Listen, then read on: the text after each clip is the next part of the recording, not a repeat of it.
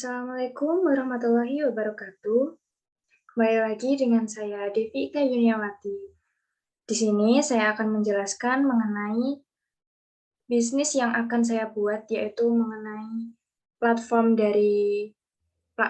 yang saya buat itu bernama Berasku ya. Di sini terdapat bisnis model kanvasnya. Nah, yang pertama dari bisnis model kanvasnya yaitu customer segment. Nah, customer segment ini nanti yaitu menjelaskan kepada siapa saja produk-produk ini dapat digunakan.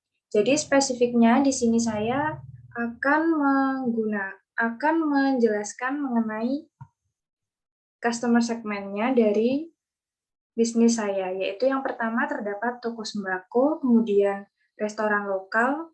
Restoran lokal itu maksudnya adalah restoran yang bahan utamanya itu terbuat dari nasi. Nah, kemudian terdapat penjual makanan tradisional utamanya nasi ini ya. Kemudian orang sibuk yang tidak sempat menanam padi sendiri, bahkan tidak mau repot-repot membelinya di toko offline.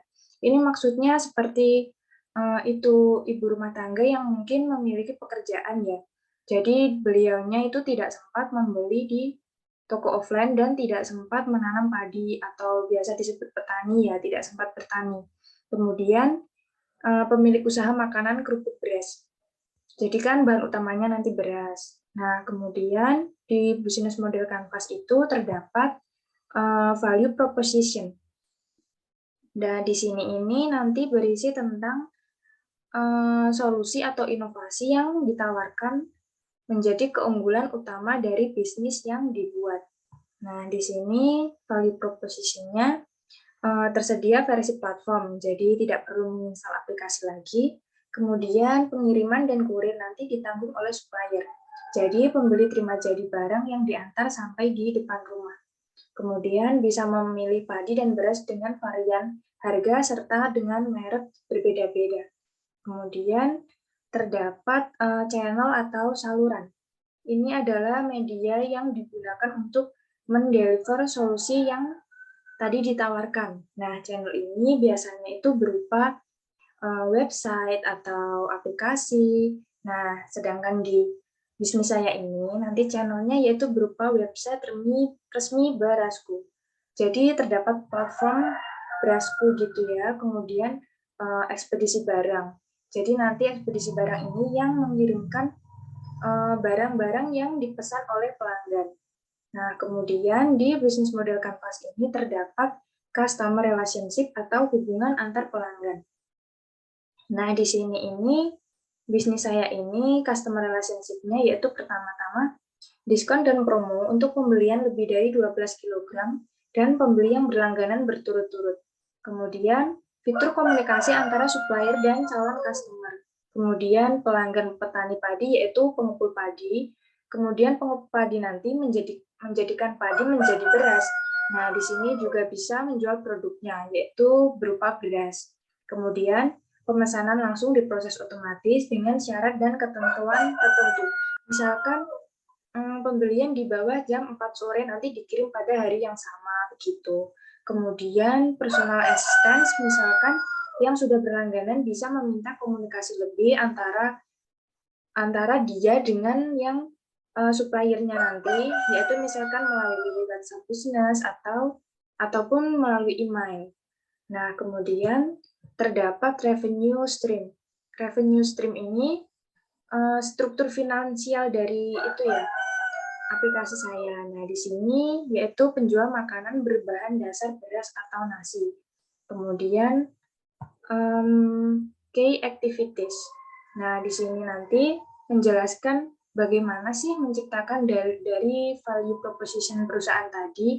Nah, di sini key activities-nya yaitu yang pertama pembuatan platform jual beli padi dan beras, kemudian pembuatan database dari platform tersebut, kemudian proses produksi dari padi menjadi beras, kemudian penyediaan produk oleh supplier, lalu pembelian padi dari supplier, dan pembelian beras dari pengepul beras gitu. Nah, selanjutnya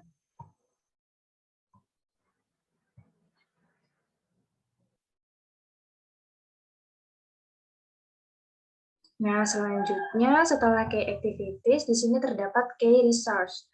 Key resource itu yaitu merupakan sumber daya dari bisnis yang dibuat. Nah, di sini key resource-nya antara lain lahan tani padi. Jadi petani itu memiliki lahan padi gitu.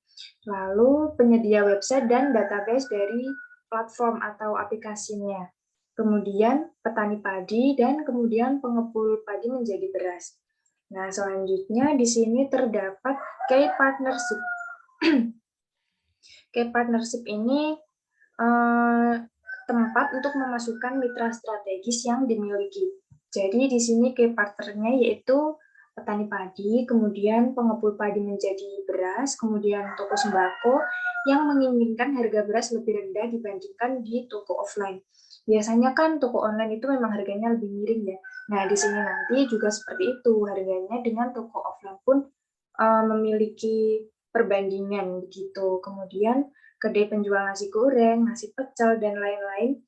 Di sini kedainya itu kedai makanan yang berbahan pokok nasi dan yang menginginkan versi pembelian tanpa keluar rumah. Jadi, nah diantar oleh kurir tadi. Kemudian penjual makanan berbahan dasar beras, bisa itu kerupuk beras tadi begitu. Terus kemudian ataupun bubur-bubur ya, jadi seperti bubur ayam begitu kan ya, bahan utamanya kan beras. Nah, kemudian keluarga non-tani atau yang selalu membeli beras untuk makan, yang tidak sempat membeli beras di toko offline.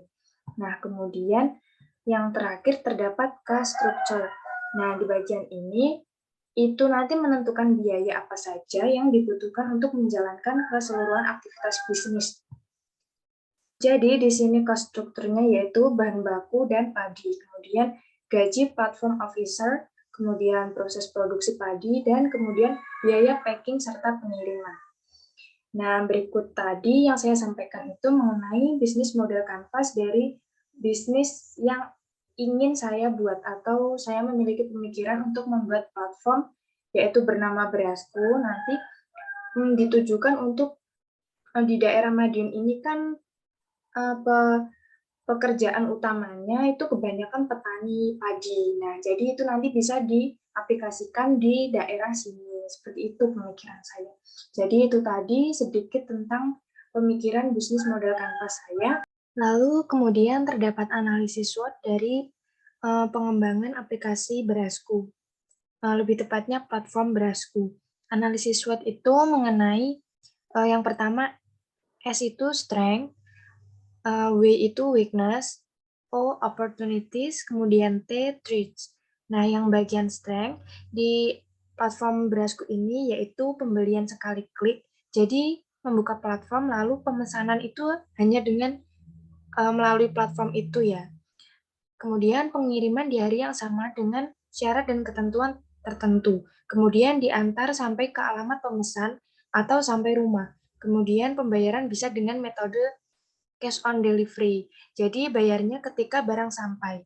Nah, kemudian produk selalu tersedia karena petani tidak hanya satu.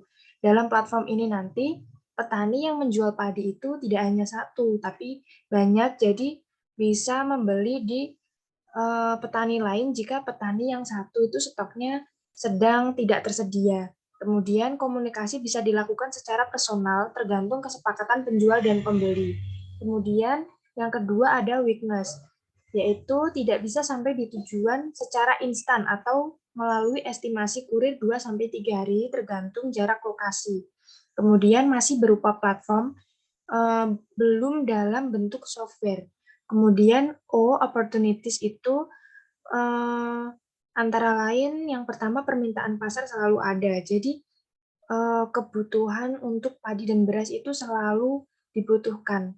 Ya, kemudian masih sedikit platform toko daring dengan produk serupa. Kemudian media sosial membantu pemasaran dengan cepat. Lalu yang terakhir terdapat trades, antara lain mulai bermunculan penjual produk serupa melalui daring dengan harga bersaing. Kemudian harga dari supplier semakin meningkat, lalu adanya perubahan aturan pajak oleh pemerintah bagi UKM daring. Nah, sedikit tadi penjabaran bisnis model kanvas dan analisis SWOT dari pengembangan bisnis saya. Ada kurang lebihnya sampaikan di kolom komentar. Saya akhiri, wassalamualaikum warahmatullahi wabarakatuh.